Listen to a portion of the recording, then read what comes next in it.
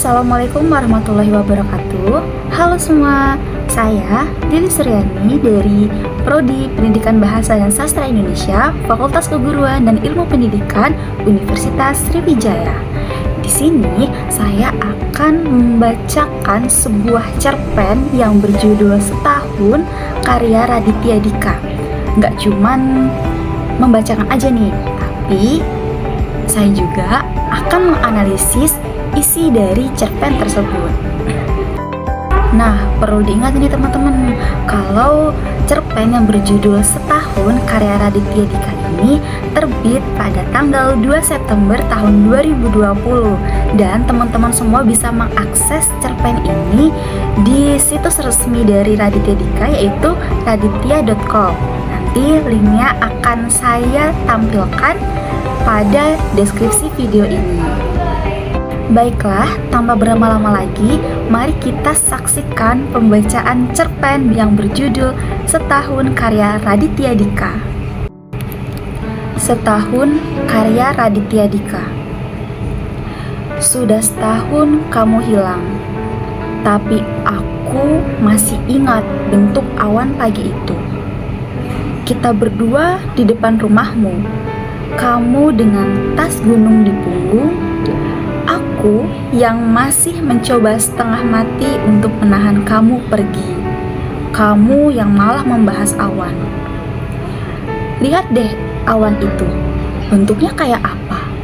Tanya kamu. Aku melihat ke arah langit, ke arah ujung telunjukmu. Aku jawab jujur, kayak gumpalan lemak. Enggak dong Momo, katamu. Itu lihat, kayak kucing ya. Aku melihat kembali ke arah awan. Lalu aku bilang, iya, kalau kucingnya terjepit di antara gumpalan lemak. Ada apa sih dengan kamu dan lemak? Tanya kamu kesal. Udah ya, ceweknya mau pergi naik gunung dulu. Harus banget, tanyaku. Aku kan udah bilang dari minggu yang lalu. Dia tersenyum. Jangan kangen-kangen amat ya. Seandainya aku tahu, setelah ini aku tidak akan pernah mendengar suaramu lagi. Sudah setahun kamu hilang, tapi aku masih menyalahkan diriku. Kenapa aku tidak ikutan naik gunung? Cowok macam apa yang tidak menemani ceweknya mendaki? Cowok macam aku, mungkin bernama Momo, yang memang gak diperbolehkan orang tuanya naik gunung karena punya masalah dengan jantungnya dari lahir. Momo yang namanya saja seperti nama perempuan. Momo yang kesal waktu main ke pet shop ada hamster albino diajak ngobrol sama majikannya. Momo, ini kandang baru kamu Momo.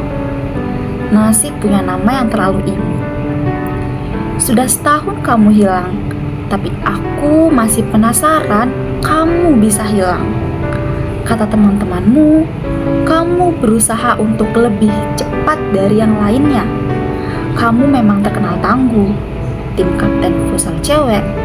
Tapi rasanya gak perlu mendaki dengan tergesa-gesa, meninggalkan teman lain yang kecapean kan?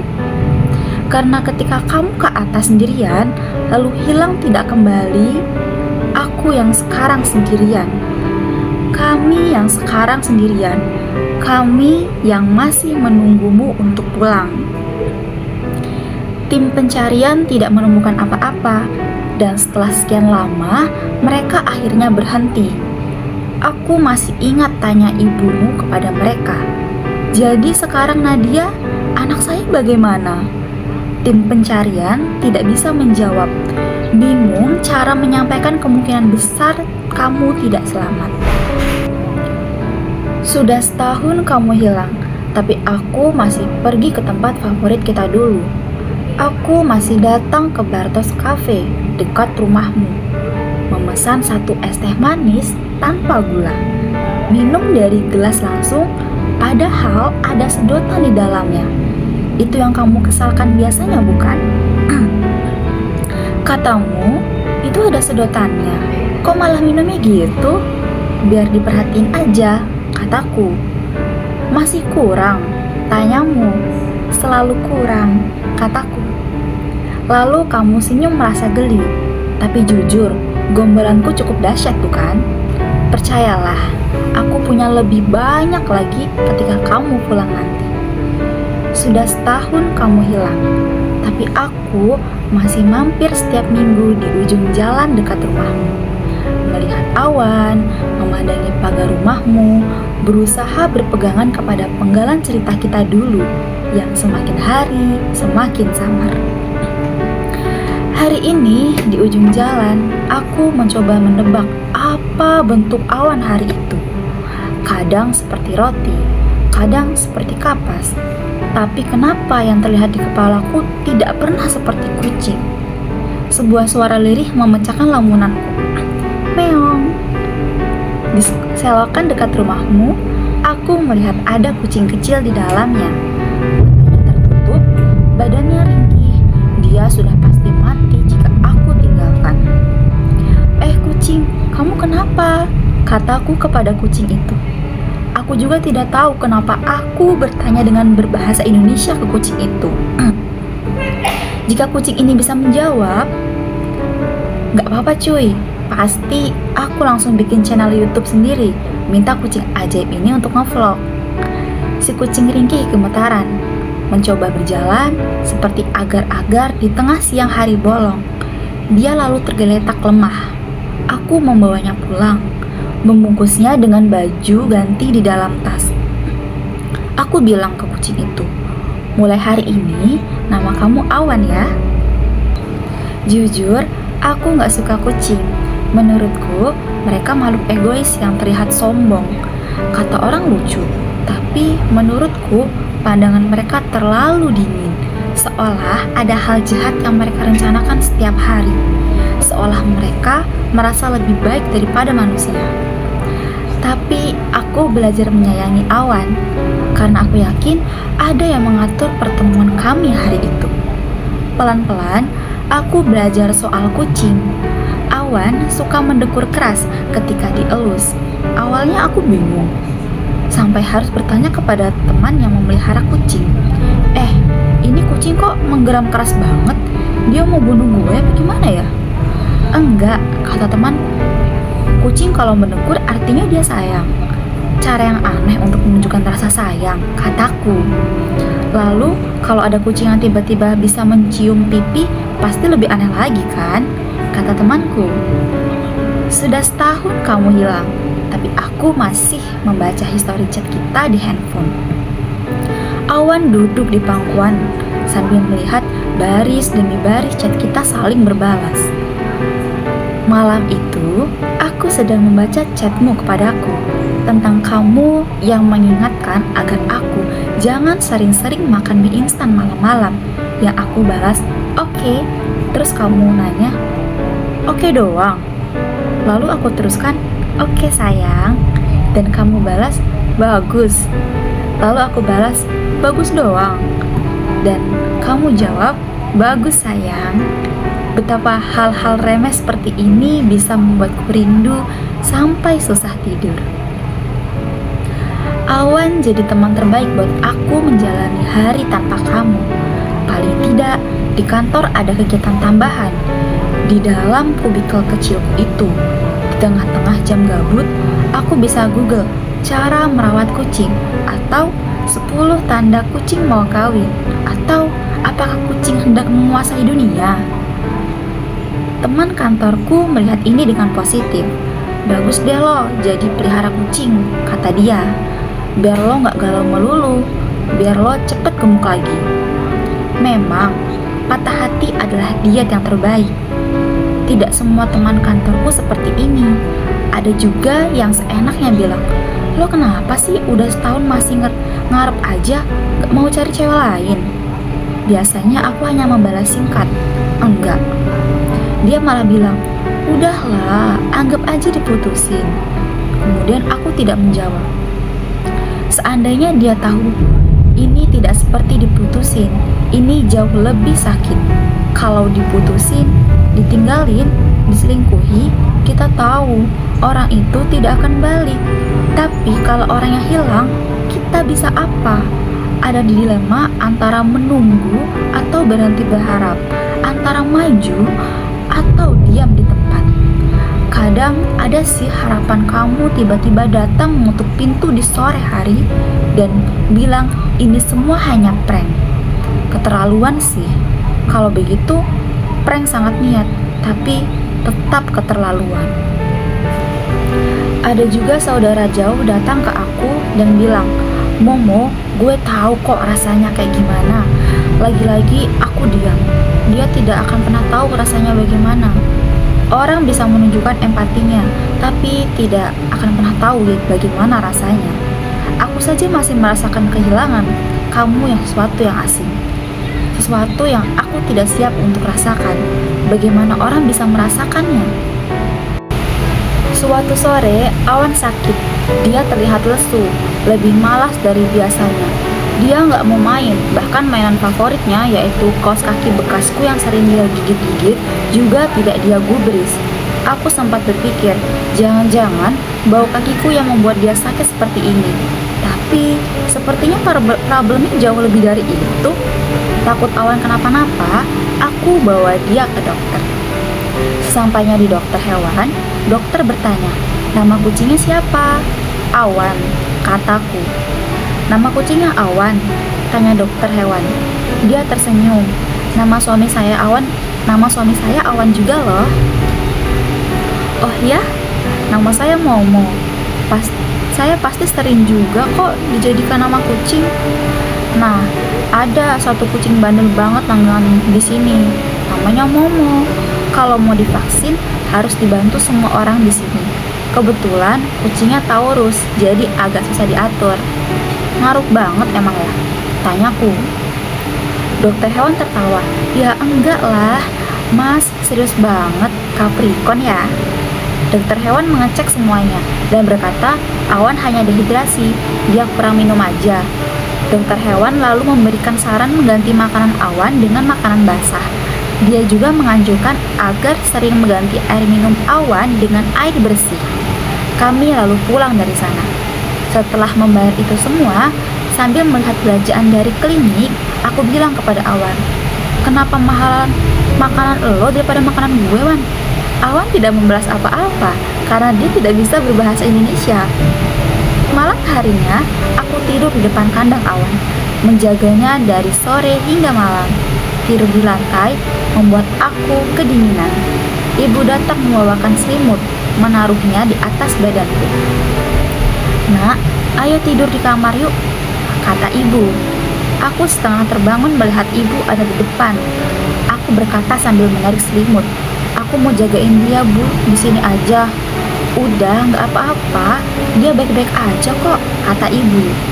Kita nggak pernah tahu, Bu, aku nggak mau ninggalin dia. Ibu mengelus punggungku dan dia berkata pelan sekali, Mo, kucing itu bukan Nadia. Aku tidak menjawab apa-apa. Ibu lalu pergi meninggalkanku. Aku memejamkan mata. Sudah setahun kamu hilang. Kamu masih bisa bikin aku menangis sambil menunggu kantuk. Seminggu kemudian, Awan sudah sembuh, seperti sedia kala.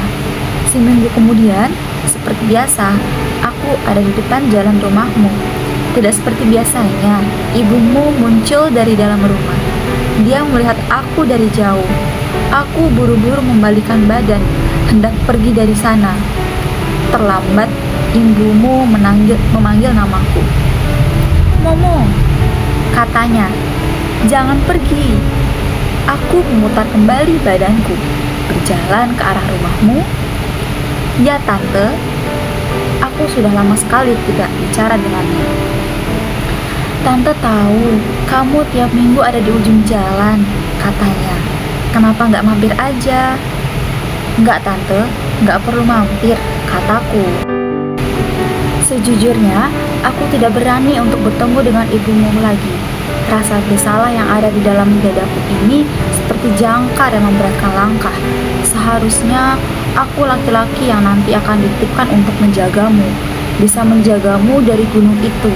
Gunung yang seperti seorang pesulap handal, punya trik hebat menghilangkan orang yang tidak bisa dibongkar oleh netizen jahil di kolom komentar YouTube sekalipun. Kali ini aja, masuk ya, kata ibumu. Enggak deh tante. Ibumu melihat tajam ke arah mataku. Tante mau kamu masuk ya? Aku mengangguk pelan masuk ke dalam. Sudah setahun kamu hilang, tapi ruang tamu rumahmu masih seperti yang aku ingat. Foto keluargamu dalam figura kayu dengan noda kopi di atas kanan sana. Masih ada piano sumbang yang keluargamu selalu tunda untuk benarkan. Hal yang berbeda, paling sepeda roda 3 milik adikmu ada di pojok yang berbeda dengan biasanya. Warnanya juga sudah pudar, berganti dari merah ke merah muda. Ibumu datang membawakan satu gelas air. Bunyi jam mengiringi kesunyian yang kami bagi. Kami saling menunggu siapa yang akan memecahkan keheningan ini terlebih dahulu. Pada akhirnya, ibumu yang memulai. Kamu baik-baik aja? Baik, semua baik, kataku. Masa? Tanya ibumu. Iya, kataku. Tante masih suka ngobrol sama mama kamu loh, teleponan, kata ibumu. Hening. Suara jam kembali mengisi kesunyian. Kami semua kangen sama Nadia, kata ibumu. Kangen banget. Ibumu berusaha setengah mati untuk tidak menangis. Tapi menunggu bukan berarti kamu harus menyiksa dirimu. Tante juga menunggu dalam cemas. Tapi bukan berarti hidup kita tidak berlanjut. Iya tante. Tante juga berharap dia ketemu, baik sehat maupun tidak. Meskipun menguburkan anak sendiri adalah hal yang paling ditakutkan oleh orang tua. Akhirnya, aku hanya bisa mendengarkan. Tante sama om tahu kok, seminggu sekali kamu mampir di ujung jalan. Seperti orang bingung, memandang awan, melihat ke rumah kami. Kami tahu kok, kamu orang yang terakhir kali ngobrol sama dia. Sebelum dia berangkat, kami tahu kok kalau di hati kamu merasa bertanggung jawab atas ini semua. Akhirnya aku membuka suara. Aku cuma menyesal, aku nggak bisa mengubah apa yang telah terjadi. Nggak ada yang tahu apa yang terjadi. Kami bahkan tidak menyalahkan siapa-siapa, Mo. Kami bahkan tidak menyalahkan kamu. Kenapa kamu menyalahkan diri kamu sendiri? Air mataku mulai terkumpul. Ayahku pernah bilang, laki-laki gak boleh nangis, kecuali saat dia kecewa kepada dirinya sendiri. Lia bilang, kamu ngambil kucing yang ada di got itu ya? Tanya ibumu. Lia adalah adikmu yang baru masuk SD. Ternyata dia tahu, entah dari mana, mungkin tetanggamu ada yang melihat dan memberitahunya. Iya, aku rawat tante, namanya Awan. Aku kasihan, dia hampir mati di situ, jawabku. Ibumu memajukan badannya ke depan. Setengah tersenyum dia berkata, Mo, kamu bisa memberikan hidup yang baru untuk kucing itu. Kamu juga bisa memberikan hidup yang baru untuk diri kamu. Kamu bisa menolong dirimu sendiri. Sudah setahun kamu hilang, tapi aku masih ingat kalimat ibumu ini mirip dengan yang kamu ucapkan. Aku ingat kita berdua selesai menonton Avengers, lalu kamu membuang plastik minum di tempat sampah. Lalu masih terbawa action film tersebut. Aku berkata kepadamu, kapanpun kamu dalam bahaya, aku pasti tolongin kamu. Kamu malah menjawab, coba aku mau tanya, kalau misalnya kita keracunan nih, penawarnya cuma satu, kamu mau kasih ke siapa obatnya? Aku jawab dengan gagah, ke kamu lah. Kamu malah tertawa. Aku nggak mau. Aku mau kamu menolong dirimu sendiri. Kenapa? Tanyaku. Karena aku sayang kamu, katamu sambil tersenyum. Setelah satu gelas air putih habis, aku keluar dari dalam rumahmu. Ibumu memeluk aku dengan erat. Dia masuk ke dalam, meninggalkan aku, berjalan menjauh dari rumahmu. Aku melangkah perlahan-lahan sambil melihat sebongkah awan di atas langit biru. Awan tersebut bergerak perlahan. bergerak-gerak ditiup angin. Aku memicingkan mata. Awan hari ini masih tidak terlihat seperti seekor kucing. Namun, hari ini awan terlihat seperti sesuatu yang pergi menjauh, meninggalkan beban yang selama ini membuatnya berhenti, seperti seseorang yang bebas kembali. Nah, itulah pembacaan cerpen yang berjudul Setahun karya Raditya Dika. Bisa kita pahami ya teman-teman, bahwa cerpen tersebut menceritakan seorang aku yang diberi nama Momo. Ia adalah seorang pemuda yang memiliki perasaan bersalah kepada seorang kekasihnya yang bernama Nadia. Ia merasa bersalah karena Nadia hilang pada saat kegiatan Nadia mendaki sebuah gunung. Sudah setahun ia merasakan kegelisahan, kecemasan, kekecewaan terhadap dirinya sendiri. Namun, ia selalu memandangi beberapa kenangan bersama dengan Nadia, baik itu awan, kucing, bahkan ibu Nadia sekalipun. Ia juga tidak pernah melewatkan waktu untuk datang ke ujung rumah Nadia.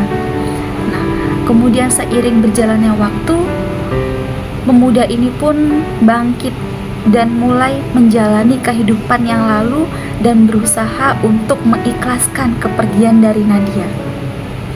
Saya akan menganalisis unsur intrinsik dan unsur ekstrinsik dari cerpen Setahun karya Raditya Dika. Menurut temanya, cerpen ini mengangkat tema tentang kehilangan, penyesalan, dan upaya untuk berpegangan pada kenangan. Tokoh utama dalam cerita ini berjuang untuk menerima kenyataan bahwa kekasihnya telah hilang selama setahun dan terus menyalahkan diri sendiri atas kejadian tersebut. Kemudian lanjut pada unsur intrinsik yang kedua, yaitu tokoh dan penokohan. Dalam cerpen ini itu memiliki beberapa tokoh utama, yaitu yang pertama tentunya adalah seorang aku. Ia adalah Momo yang digambarkan sebagai seorang lelaki yang merasa kehilangan dan berusaha bersalah atas hilangnya kekasihnya. Kemudian yang kedua adalah Nadia. Nadia ini adalah kekasih dari tokoh utama yang hilang saat mendaki gunung. Kemudian yang ketiga adalah ibu dari Nadia. Beliau ini berusaha tegar meskipun kehilangan putrinya dan menunjukkan perhatian kepada tokoh utama, yaitu Momo. Kemudian yang selanjutnya adalah ibu dari Momo. Kemudian ada Lia, adik dari Nadia, dan yang terakhir adalah dokter hewan yang merawat si Awan. Kemudian lanjut pada unsur intrinsik yang ketiga, yaitu latar. Nah, untuk latar ini dibagi menjadi 3 jenis, yaitu latar tempat, waktu, dan juga suasana. Nah, untuk latar tempatnya, ini ada beberapa tempat ya. Untuk tempatnya itu, yang pertama tentunya adalah rumah Nadia, yang kedua adalah Baltos Cafe, yang ketiga ujung jalan dekat rumah Nadia, yang keempat adalah rumah dari tokoh utama yaitu Momo, dan yang terakhir adalah klinik tempat di mana Awan dirawat. Kemudian yang kedua yaitu latar waktu. Untuk latar waktu ini adalah 1 tahun setelah Nadia menghilang. Kemudian yang terakhir adalah latar suasana. Nah, suasana yang digambarkan pada cerpen ini itu cenderung sedih, penuh penyesalan, dan syarat akan kehilangan. Lalu, unsur intrinsik yang keempat yaitu alur dalam cerpen. Nah, dalam cerpen ini diidentifikasikan bahwa cerita itu bergerak maju dengan fokus pada rutinitas tokoh utama dalam mengenang kekasihnya yang hilang. Kemudian yang kelima yaitu unsur gaya bahasa. Nah, gaya bahasa yang meliputi cerpen ini menggunakan pilihan kata yang digunakan pengarang dalam menulis karangannya. Nah, bahasa yang sederhana dan personal sehingga cerita terasa dekat dan emosional. Tak hanya itu, penggunaan majas atau gaya bahasa yang figuratif tidak terlalu dominan namun dalam bentuk simile atau perbandingan. Contohnya yaitu seperti kucing yang terjepit di antara gumpalan lemak. Nah, kemudian yang terakhir adalah unsur ekstrinsi. Nah, cerpen yang berjudul Setahun karya Raditya Dika ini menggunakan bahasa yang humoris karena memang penulisnya atau pengarangnya ini adalah seorang komedian. Kemudian yang kedua adalah tidak ada bukti konkret yang menerangkan bahwa cerpen tersebut berdasarkan kisah nyata dari sang penulis. Namun ada beberapa karya tulis dari Raditya Dika ini yang berjudul Koala Kumal dan juga Brontosaurus diadaptasi dari kisah nyata sang penulis tersebut. Sekian video pemaparan analisis cerpen dan juga video pembacaan cerpen yang berjudul Setahun karya Raditya Dika. Saya akhiri. Wassalamualaikum warahmatullahi wabarakatuh.